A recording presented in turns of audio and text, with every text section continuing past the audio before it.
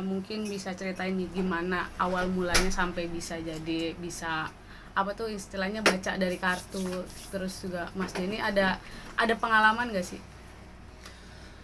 Kartu itu sebenarnya punya satu cerita yang unik karena saya dulu orangnya introvert. Waktu saya sekolah, saya ini nggak kayak teman-teman yang jago basket, jago main musik dan sebagainya. Kesukaan saya itu gambar waktu itu. Jadi kalau mata pelajaran melukis itu nilai pasti paling tinggi dari TK sampai ke ya, SMA lah ya, karena kuliahnya memang kuliah seperti itu. Untuk menarik perhatian teman-teman itu memang susah, sampai akhirnya saya belajar sulap. Terus kemudian salah satunya ya belajar sosok meramal waktu itu. Dan ya iseng-iseng, namanya anak SMA ya. Itu kayak buat ngisengin lawan jenis. Sini tangan lu mana nih, gue lihat ini kayaknya akan gini. Saya ingat dulu pertama kali itu baca buku meramal tangan, garis tangan. Itu saya lupa dari mana. Saya beli di satu toko buku di Surabaya. Terus saya belajar, saya praktekin, dan orang itu ternyata nggak peduli ramalannya bener atau enggak. Tapi saat mereka itu ngobrol sama saya, somehow mereka ini punya sinar mata yang, kalau boleh saya bilang, sesuatu yang merubah hidup mereka. Nah ternyata mereka saat diramal, mereka itu punya hope, punya harapan bahwa sesuatu yang tidak jelas di depan ini akan bisa sesuai dengan keinginan mereka. Nah, jadi terus itu sesuatu yang menarik.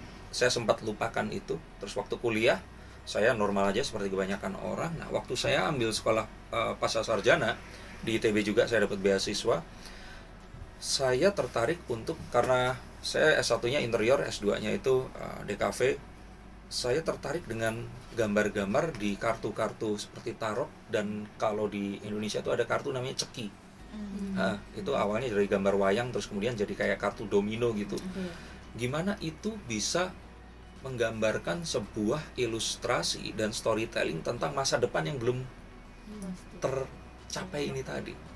Jadi kebayang nggak kita ngeluarin kartu terus kita akan bisa bilang kayaknya ada sesuatu di masa depan yang menghalangi kamu, dan dia datang dari orang yang terdekat dari kamu. Nah, kok bisa itu tadi diterjemahkan jadi sebuah kalimat, didengarkan oleh orang itu tadi, dan menimbulkan sebuah hope.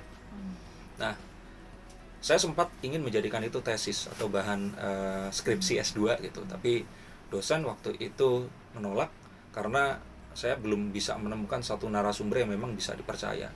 Nah, akhirnya saya alihkan ke yang lain.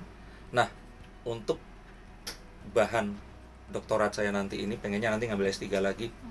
Karena saya nggak nemu seseorang seperti ini, ya akhirnya saya mencoba untuk saya riset aja sambil seperti ini tadi. Mas, tapi ada dari keluarga nggak, atau dari ayah atau dari ibu yang keturunan gitu kan? Biasanya ada orang bilang kalau bisa kayak gini tuh keturunan gitu. Ini sesuatu yang kalau saya bilang salah kaprah ya, bahwa kalau membaca kartu tarot seperti ini nggak dibutuhkan sesuatu yang sifatnya gaib dan mistis seperti itu tadi. Semua orang bisa membaca ini. Caranya adalah menghafalkan setiap arti dari kartu ini tadi satu demi satu.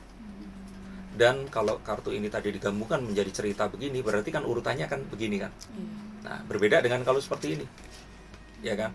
Nah, urutan ini tadi yang harus kita mampu untuk ceritakan dan cocok logi dengan apa yang terjadi dengan kehidupan mereka ini tadi.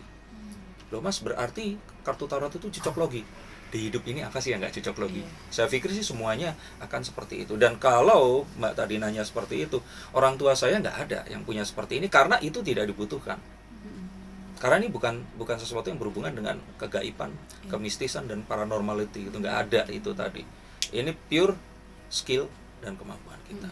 Tapi pernah kesulitan nggak sih Mas awal-awal tuh waktu mau belajar mencoba untuk membaca semua itu kartu? Saya pikir seperti apa? Rasulullah juga waktu pertama kali disuruh menyebutkan ayat pertama juga kesulitan. Nggak ada manusia yang nggak kesulitan lah. Jadi kalau menurut saya pun semua orang mengalami kesulitan. Saya pun mengalami kesulitan. Kesulitannya tentu saja adalah menghafalkan satu demi satu arti kartu-kartu ini tadi.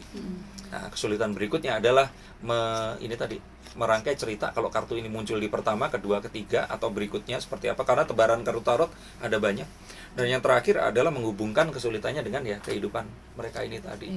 Dan kesulitan terbesar adalah saat mereka yang saya bacakan ini tadi. Terus kemudian dia ini kalau apakah dia apatis atau dia ini terus kemudian percaya banget, itu malah gampang. Tapi kalau dia ini di tengah-tengah, itu yang saya akan susah.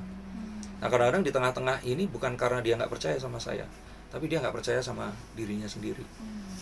Nah, jadi ini yang harus saya temukan jalan agar ya dia ini menemukan hope-nya, dan terus kemudian dia menjalani versi positif dari skenario terbaik yang akan bisa dia pilih.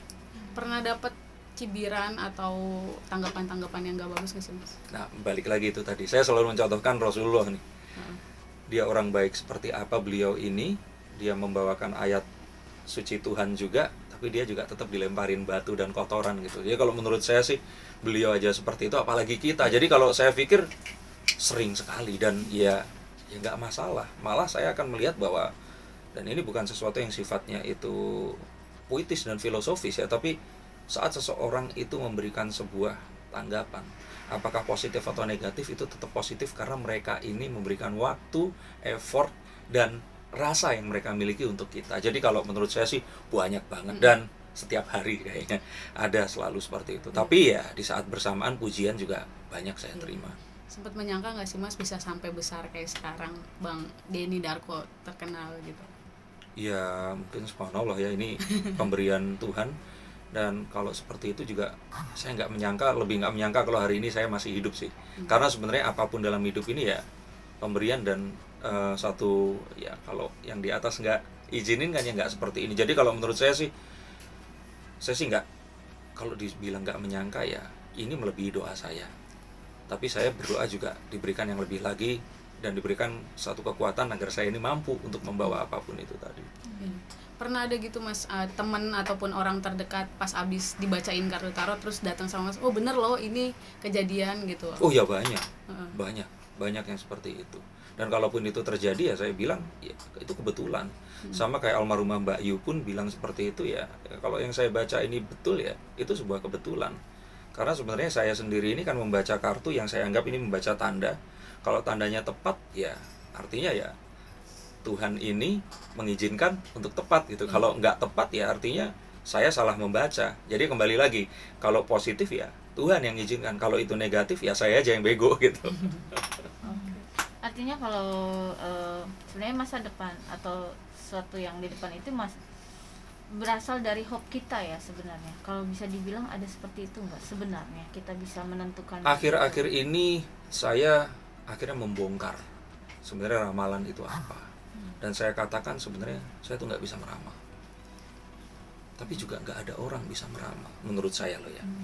Jadi even kayak Mbak Yu almarhumah dan orang-orang yang meramalkan masa depan, kalau menurut saya, kalau menurut mereka sendiri saya nggak tahu ya, tapi kalau menurut saya mereka ini tidak meramalkan masa depan, tetapi mereka ini berusaha untuk memberikan sebuah doa positif yang terbaik agar masa depan ini tadi itu terjadi dengan versi terbaik itu tadi.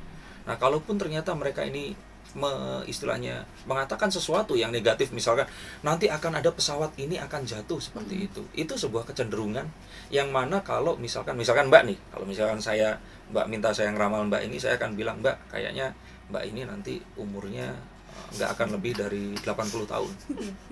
Nah, kok bisa seperti itu Mas, mendahului itu? Bukan, karena kalau melihat seorang wartawan bekerja yang waktunya nggak jelas, makannya nggak jelas, ya kan, otomatis pasti kehidupan asmara dan keluarganya juga berantakan gitu. Nah, kalau ini tidak diatur dengan baik, ini sih Mbak bahkan mungkin akan pengen mengakhiri hidup di umur 60 tahun. Nah, tapi balik lagi, kalau Mbak menyadari tentang itu, dan terus kemudian dari sini Mbak akhirnya memilih-milih pekerjaan yang tepat, nungguin artis nggak muncul-muncul, ya udah bodo amat tuh, nggak peduli, gue tinggalin udah ya. Nah, akhirnya ya Mbak akan terhindar dan umurnya bisa sampai 90 tahun atau mungkin 100 gitu. Nah, tapi artinya apa dari ini semua? Masa depan itu belum terjadi.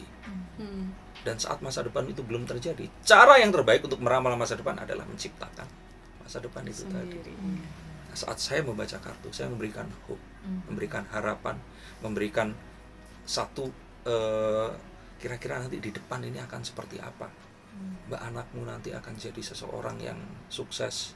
Dia akan kerja di luar negeri. Mengajak kamu untuk ikut pergi ke sana. Kamu nanti akan memiliki uang di mana kamu akan bisa umroh setiap tahun, bahkan naik haji bisa berulang kali.